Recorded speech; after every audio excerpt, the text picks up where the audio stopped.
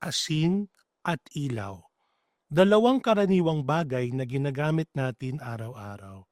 Ngunit ano ba ang kahulugan ng mga bagay na ito na galing sa Ebanghelyo ngayong kapistahan ng ating patron na si Santo Tomas?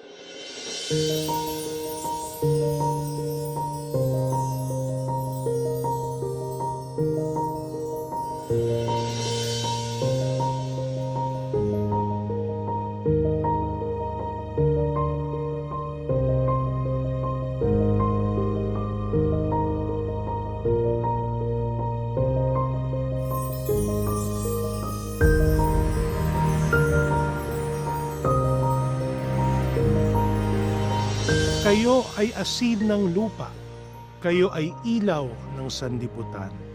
Wika ni Jesus sa kanyang mga alagad at gayon din sa atin sa araw na ito. Ang asin ang nagpapasarap sa lahat ng pagkain. Kung kulang ang asin, matabang at walang lasa. Kung sobra naman ang asin, maalat at hindi na healthy. Malalaman mo kung tama ang asin kung hindi mo ito napapansin. Hindi papansin ang asin. Tahimik na naglilingkod, tahimik na nagbibigay ng sarili. Gayon din ang ilaw.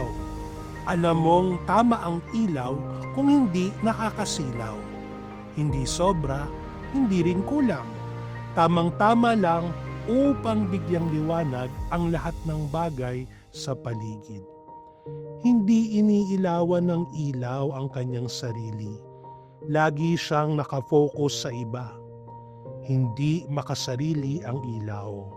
Katulad ng asin, hindi rin ito papansin. Tahimik na naglilingkod, tahimik na nagbibigay ng sarili. May magandang sinabi si Santo Tomas sa Summa Theologiae na akmang-akma sa ating ebanghelyo at nararapat isabuhay ng bawat Tomasino at Kristiyano. Anya, maius est illuminare quam lucere solum. Sa Ingles, it is better to illuminate than merely to shine. At mas maganda pa ata sa wikang Filipino. Mas mainam ang tumanglaw kaysa sumikat lang.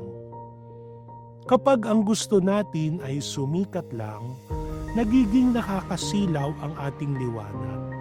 Hindi na nakakatuwa o nakakatulong. Ginawa tayo ng Ama ng mga ilaw ng sanlibutan hindi upang magpasikat kundi upang tumanglaw sa isa't isa, lalong-lalo na sa ating mga kapatid na nadidiliman at nahihirapan. Ginawa niya tayong asin, hindi upang ang ating lasa ang mapansin at mangibabaw, ngunit upang tumulong tayong palabasin ang sarap at sustansya ng bawat isa. Maging paalala nawa sa atin ang araw na makikita natin sa dibdib ng ating patron na si Santo Tomas. Ang sabi sa prepasyo ng kanyang kapistahan, si Santo Tomas ay nagningning sa gitna ng simbahan tulad ng araw.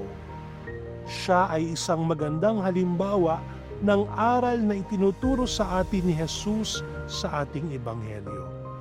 Katulad ng araw na nililiwanagan ng lahat, ang liwanag ni Santo Tomas ay hindi para sa kanyang sarili, kundi laan sa paglilingkod. Walang taong tumitingin sa mismong araw, maliban na lang kung balak mong masira ang iyong mata.